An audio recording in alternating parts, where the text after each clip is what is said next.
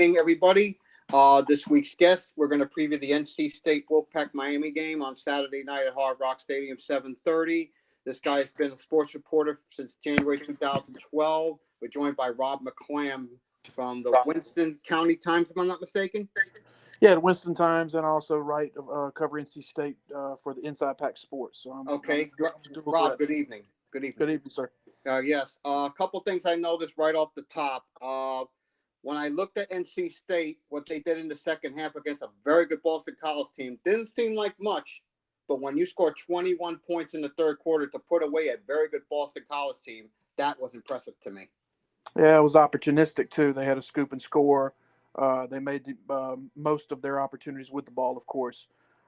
It created separation, and a team like Boston College, as you know, you've probably seen them over the years, of course, with the Big East too. They'll pound you down to the dirt. They have those traps. They run those running plays, and that offensive line can be like a course line at times. You know what they're going to do. It's just hard to stop. And the best way to stop them is to get a lead and make them chase points. And that's what NC State did in the second half, and it really opened it up. Oh, yeah, I looked at that. They were impressive to me. A couple things I did notice when I watch NC State. I mean, where they do their damage is defensively. I mean, against the run, they are one of the best defenses in the country. In fact, they're eighth in the entire country against the run. But where they're weak is against the pass. I mean, that could be opportunistic for Miami to do some damage there. Well, yeah, it's kind of surprising at first because they were getting trampled 2 years ago when they went, I guess it was 4-8 a couple years ago. They were giving up 250, 300-yard rushing games. Boston College was a team that just ran all over them. They were running the odd front, the three front with the four linebackers. And so that's one of those where you really have to have gap integrity if you want to stop the run. And NC State was struggling with that. Now, then the third year of the system, they're sort of figuring out. Their players are older. The guys they're running out there are junior and senior. Their backups are freshman and sophomore. That's more of a conventional style in terms of depth. And but to answer your question in regards to the passing game, yeah, they've struggled in the secondary. They're getting better, but they've had secondary issues for a while. Again, I think some of that may be them taking leads on teams. There is a such thing as garbage passing yards. Teams will put up some numbers when the game's in doubt. Say, for example, Boston College may have had an 80-yard drive at the end of that game. They didn't, but let's just say for sake they did. Yeah. That would have made the game, 33-14. Still would have been it would have been of no consequence, but it would have added to their total. Yeah, I'm looking at the scoring defense. They're 14.3 points per game, sixth in the country. I mean, that's going to be something for us, for Miami, to have to deal with, because Miami has started very slow in first halves, only to come up in the second half. I could tell you in this game, that cannot happen in this ball game because, NC State's a team that will go for the knockout punch early. Oh, and they'll also run the ball. They have two runners, and that's where they can milk the clock. If they get that lead on you, they have Bam Knight and they have Ricky Person Jr. They can send those guys out there, and they're durable, and they don't get a lot of carries. They're not going to be 20, 25 carry a game guys. So you're pretty much guaranteed they're going to be fresh. And in the second half, it's hard to get the ball from NC State unless they put it on the ground. They can kill a game off, and so you really need to be in there at the last minute. And you can't turn the ball over, because I know this team's a very opportunistic defense also, if I'm not mistaken, as well. They're doing very well. And as I said, the scoop and score on the punt, the situation the other day against Boston College, that really helped them create separation and got them to the point now where they're on the precipice. If they win this game, they'll be bowl eligible. Yeah, and I got to think, and the team that knocks off Clemson. Clemson for years has been the team that's run that conference. But when I see NC State beat that Clemson team, it gets your attention pretty quick. Well, they've created leverage. They have leverage now over Clemson. They have leverage over Boston College. A tie with a two-way tie with either one of those means NC State, if it's for first place, would advance to the championship game in Charlotte.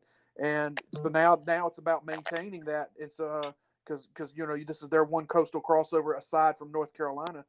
They want to keep that leverage, and then when they get to the Wake Forest game, if they're still undefeated in the conference, that's probably going to be the game that tells which one of those two teams may make it. So they've got a lot to play for. I can't believe when you talk Wake and NC State for the Atlantic Division. That was unfathomable a couple of years ago. It was unfathomable a couple of months ago. It's really a unique situation. And to be fair, there's a lot to play, and Miami could win this game and really skew things in a different direction. NC State has Miami, they have Louisville, they have Florida State. They have three teams that really right now aren't at the peak, but three teams that have athletes. And the one game they lost was against Mississippi State. They went up against a team, an SEC team that had athletes. Yeah, and So, I looked at the other Bulldogs, Louisiana Tech. When right. One thing I noticed about them is they was a team that went up that gave that had 480 yards total offense, and Louisiana Tech lost by 7. Right.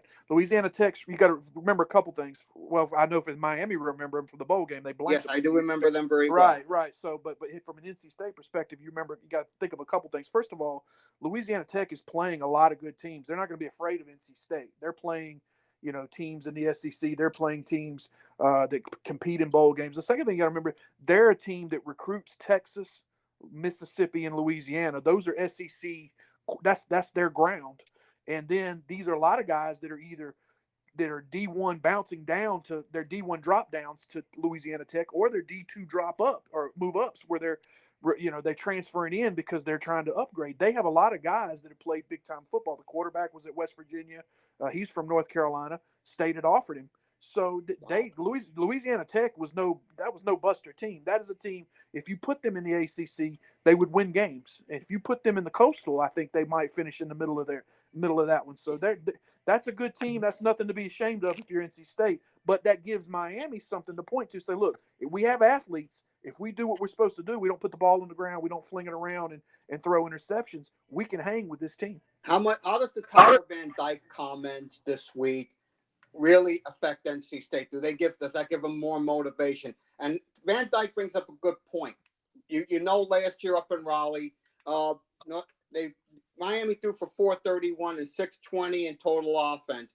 Has that been a point of emphasis this week for North Carolina State? I would think the point of emphasis would probably be just them wanting to be better defensively than they were last year. I think, I would say they want to give a better account of themselves. King is a special quarterback, I think, and that was a game NC State feels like they should have won, and they, maybe they're right, but Miami got them there in the fourth quarter, and yeah. I think NC State may have had a turnover late. Now, excuse me for forgetting, but I do think they may have had a turnover late. Yeah, Bailey Hawk would do an interception. Okay, yeah. So there you go, and that's another one where if NC State values the ball better, they probably get the dub. So Miami went into Raleigh and did really well. I think NC State will want to give a better account of themselves. I think NC State will think they're a better defense now than they were last year. And the comments, I think, there's going to be some kids that read into that. Just to say none of them or all of them are ignoring it, I just can't believe that. Somebody's getting it and using it as motivation. Yeah, but that's life in college football. That's just life. And I did hear something like playing down the Van Dyke comment. Another thing I really watch when I look at this ball game, the thing that really gets me is the stop rate, which I really looked at. NC State is fourth in the nation in stop rate, 82%, 82.9%, if I'm not mistaken. Wow, I didn't even know that. That's really high. And so just these are things that 2 years ago you would not have seen. You would have just not seen coming. No. And 2 years ago, quite frankly, Dave Dorn probably, he would have had to worry about his job. He's in the same boat that Mandy Diaz is in now. He's looking over his shoulder. It's like, we better flip this thing soon because I can't have another year like this. And then last year they exceeded the expectations. And then this year it's really going through the roof with the Clemson thing where they beat the Tigers and they're opening for the ACC championship game and they're in control of their own destiny. It's just really new dynamics. It's new frontiers for NC State. Now, remember last year, there was no Leary last year, and that hurt NC State a lot. Big time. Now you have Leary in there, and that changes everything. Big time. He's I think by the time his career ends, he'll be one of the top tier passers. I'm not saying he'll be an NFL guy, but I think he'll be one of the better passers in the ACC and the NCAA by the time he gets to the back end of his career. He'll keep getting better. He's very, very good. He could drop it in the bucket. He makes smart decisions for the most part. He's had about 2 or 3 ducks he's thrown this year. Other than that, though, I think you live with that if you're Wolfpack, especially. Yeah. The last couple of years. He has not thrown an interception since September, from what I've read. This guy's the real deal. Yeah, he's legit. He's legit. He's a big time recruit. He's going to end up probably being a 3-year starter. Well, he would have been a 4-year had he not been injured. So I don't know. And with his eligibility now with the COVID and all that, I don't know how you got some kids are going to stay 5-6 years. So it's really hard to prognosticate. But by the time he gets out of NC State, he will be up there in the passing records with the Russell Wilson, with the Jamie Barnett, with the Mike Glennon and those guys. He's going to be up there with them, and he'll have earned that. Oh yeah, there's no doubt about it. When I see NC State, I say, wow, this team is very good. And this team in the past, like you said, they didn't adjust in the past. But what they do now, they're adjusting on the fly. And against BC, when everything's clicking, especially in that second half, that third quarter when they scored 21 unanswered points, just scooping the score, it's like, wow, this team has matured in every facet of the game. The biggest maturity, I would say, for the Boston College game, the biggest thing you can glean off of that is the first drive looked like 2019. They just got the ball ran down their throat, and they fixed it. They maintained their gap integrity for the rest of the game, and then in the second half, or in the halftime, they made adjustments for the second half, and the kids took to coaching. They took the coaching. They made those changes, and they implemented them. They didn't act like young players who forgot things or didn't know where they were supposed to be. They looked like an older football team. And so that was, to me, the big thing from the Boston College game is that they looked mature, and that bodes well as you get into this last half of the season. Yeah, I look at Knight last year. You talk about Bam Knight last year. Last year against Miami, only 50 yards total yards, 45 rushing, 5 receiving. This guy, I tell you, person in last year's game had 79 yards. I mean, this is a two-headed monster back there. Right. Well, I'm sure Bam will probably want to do better. Some of that is game situation, although NC State did have the lead most of the night against Miami. Maybe they felt like they couldn't run the ball, or maybe just Miami was just good at stopping. You got to remember, as I said, Miami may be struggling, but at the end of the day, teams like Miami, teams like Florida State, they can do things. They can have special nights because they have athletes. They are recruiting guys. Guys that pick Miami tend to have SEC offers. Guys that pick Miami tend to have offers around the country. They're not picking. It's not a situation where it's either Miami or FIU. No disrespect to FIU, but they're picking Miami over big time programs, and so those kids have talent. It's just a matter of it manifesting itself to success, and that can happen any Saturday. It happened on a Saturday last year at Carter Finley Stadium. It could happen on a Saturday this year against the Wolfpack in Miami Gardens. Yeah, another thing I looked at is a guy named Chris Tuttle. I mean, this guy didn't have a reception before this year, but 9 through the first 5 and 2 touchdowns. I mean, he gives matchup problems to opposing defensive backs. Well, he was not going to play last year because they had a 6'7" tight end. They had the guy who was of course I'm drawing a blank his name, but they had the big tight end that transferred in from USC, and he was getting all the catches, and they could bump him out to the slot. He was a good matchup. He was a problem maker for NC State. They could use him, and this eye in the sky, the defensive coordinator in the box would not know were they going to go heavy, were they going to run, or were they going to bump him out and go empty. They could not utilize Kerry Angeline's his name, by the way. And so Kerry Angeline really created a lot of problems. Tuttle was not going to play over that guy. That guy was legitimate pro prospect. Now he did not make it in the NFL. He did sign on, but he didn't make the team. He didn't make the cut. But he was very, very good, and that was a difference maker for NC State. This year, Tuttle's doing great. He's been a red zone type of guy. He's been a guy they utilize. They're passing the ball more in the red zone.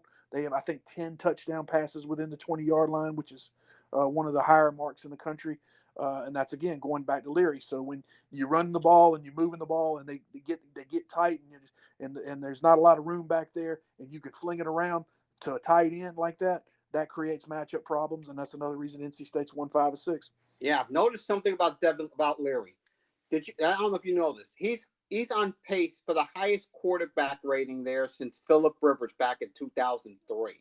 That's wonderful. That tells you something. I didn't know that. No, that's wonderful. And they've had some great ones since then. They've had, of course, Russell Wilson, Mike Glennon, Jacoby Brissett. They've had a bunch of them. Brian Finley, of course. They've had a lot of great quarterbacks, and they call it quarterback U. I think they at one point had 5 guys starting in the NFL when Finley was starting with the Bengals last year. A lot of great quarterbacks. When you're getting up there and your name's being listed at NC State as one of the top ones or one of the best or a record breaker, that means you're doing something. And Yeah, like I said, he's a great one. He's a great one. yeah. Look at 18. Look, right now you're 18. In the highest, it's the highest ranking in the top 25 since being 16 3 years ago. Mm-hmm. I mean, but remember, this is one of two. Miami, of course, is one of two teams that hasn't held the lead at any point in conference this year. You know, the other one was I did not. BC. BC Wow. last week. Did not know that. Wow. And think about this. North Carolina State's defense, and that's the thing that worries me about this game. They have not allowed any points in 13 of its last 24 quarters. Yeah, that's impressive. Yeah, that's very impressive. They had an egg against South Florida. They played them earlier in the year. Yeah, I saw that game. 7 points only for Boston College. There's one other one. Mississippi State only got them for 24, which they only scored 13 that game. So they played really well. I think Clemson was in the teens as well. So the defense has just been something that I would not have forecasted this year. I certainly would not have forecasted 2 years ago. 2 years ago, the defense was wretched. It was just getting trampled. Yeah, it was getting destroyed. And now they've just really changed the narrative. And they all are owed a hat tip for that. Gibson and the players on that team, and Dorn too. And Dorn too. Yeah, Dorn, I think, has done a tremendous job over there. If I'm not mistaken, I think he's nominated for like one of the Coach of the Year awards nationally. He would be a great candidate for that, I would say, this year, because I projected them to go to about 8-4. Theoretically, they still could. They could slide a little bit, but they have a tough schedule. I mean, they have a hard schedule. Miami on the road is not an easy game. I don't care about that 2-4 and all that stats. Miami is a hard game. You know, you would much rather a lot of other teams in the Coastal they'd rather play. There's one in Durham I know they would love to play. So, you know, Miami's not an ideal Coastal crossover on the road. They have games against Florida State, who has athletes. They have games against and improving Florida State at that too. Right. Yeah, absolutely. So, it's going to be hard for NC State, but Dorn has done a great job. They're in the mix, and halfway through the season, it really looks like it's shaping up to be a 2-dog race between State and Wake Forest for the ACC Atlantic Division title. And I think whoever wins that is probably going to be the favorite to win the ACC title because this is the stronger division. Yeah, definitely this year. And I've looked at the matchup I'm going to watch in this game tomorrow night is the Hurricanes on third down against that very stout NC State defense. And they are very good. They lead the nation in third down conversion defense. Only 25% of the time as opponents convert on third down. And Miami against Carolina last week was 8 for 16. But the thing is, what Miami cannot do in this game is get in third and long situations against that very good NC State defense. Well, you just said it. Yeah, it depends on where the third down is. If it's 3rd and 2, 3rd and 1, I think you're in decent shape. You're ahead of the chains. But when you're 3rd and 6, 3rd and 8, 3rd and 10, 3rd and long, and you're chasing, then you become a one-trick pony. Pretty much know you're going to pass the ball. Teams can set back, and NC State in a 3-4, in a 3-5-3, or in a 3-4-4. Their defense is designed to set back, but they can also pin their ears. They can send some linebackers in there and attack the quarterback and make him and pressure him into some throws, and that's how you get those turnovers. That's how you get those interceptions. Quarterback not having time to read the options. So. You definitely, if you're from a Miami perspective, you want to stay out of those 3rd and longs. I think if you're in 3rd and short, you'll move the chains against NC State. Absolutely. Now I look at a guy named Daniel Joseph, who's very, very good, and he led the team in sacks a year ago, and he only has one this year. But where he does his damage is he gets his other teammates involved by living in the backfield. Yeah, and then he's creating for that. And they got another guy, Durden, the one from Florida State's doing really well. The transfer to Florida State, they're doing really well. Those guys. They're at positions where it's really hard for them to get stats. I think last year Joseph's stats were maybe an anomaly. Not to say he's having a bad year this year, but generally guys up front, their job is to eat things up, to take on double teams and do things so that in a defense like NC State, it's really the linebackers that are supposed to put up the numbers. And so that's what you had. Now, NC State has had 3 starters on defense that are out. One of them, there's their best linebacker, Peyton Wilson. But they continue to recover. They continue to go out there and make plays. And the linebacker in the middle, Isaiah Moore, is somebody I would definitely, if I'm Miami, I would watch. He's somebody that can get set up by guys like Durden and I'm already forgetting the name of the other guy, the other inside guy. But he's already – you take a guy like Isaiah Moore, anticipate him having a 10 tackle game, some TFLs, because that's generally what he does. He uses his line and plugs the gaps and makes plays. He said, I'll tell you, I'm very impressed with that North Carolina State defense. I mean, these guys now they're a favorite. I mean, how have they done as favorites this year? Well, really, I think just now starting to be favorites. I think they were favorites against Boston College, and they did really well. I mean, of course, they beat the spread. They weren't picked to win 33-7, but yeah, I think they're just now sort of adapting to that, and I think this game has gone back and forth. I've seen some where it had Miami by 2, and I've seen some State by 3. I'm not the biggest gambling point spread type of guy, but Neither am I, just for the record. yeah, but yeah, they tend to be pretty. The projection is this will be a close game. I could see it being a close game. Yeah. NC State had a game like that last year at Pittsburgh. It was sort of, better, one of the better coastal teams, and the Wolfpack found a way. They scored late and got the win. I think they're handling it fine. I think their mindset is sort of just win the day. They kind of take on Doran's personality. Doran, I wouldn't say he's boring, but he's sort of a droll type of, look, I just want to win. It's all about fundamentals, win the rep type of thing. And they don't really get too geeked up and have the flash that, say, Miami has. Not that there's anything wrong with that. I think Miami has an identity.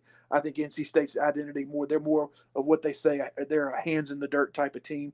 And that's the value. The old lunch pail games with Virginia Tech back in the day. I mean, I would say State would be a resembled Vitek in some ways. Yeah, I think Vitek probably had a few more athletes then. Yeah, State definitely didn't have a Michael Vick or anything, but no. But the identity's there. You're basically an engineering school. NC State's the same way. NC State would be the Virginia Tech of North Carolina. They would be the Georgia Tech of North Carolina. Those schools are sort of all the same mindset wise, and yeah, I think that's a good analogy. And then Vitek, they gave Miami some problems there over the years. So, but NC State has struggled against the Hurricanes the few times they played. I wish they played more often, to be honest. But yeah.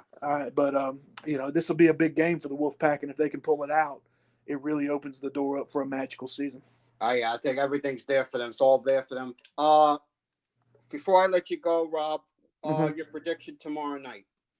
My prediction for Saturday, I will say the Wolfpack win 28-24. I got it. Rob, something tells me, it's like one of those go figure type of games. Miami loses like 2 heartbreakers against 2 of the I want to say bottom feeders, but then they come back and they beat a top tier team like NC State. It could happen. Like, how weird would that be? It wouldn't be weird at all. And they're playing for a coach who cares. If they care about their coach, if the players care, they're going to be engaged in that regard. He's embattled. I know he has a background at NC State. He used to be an assistant.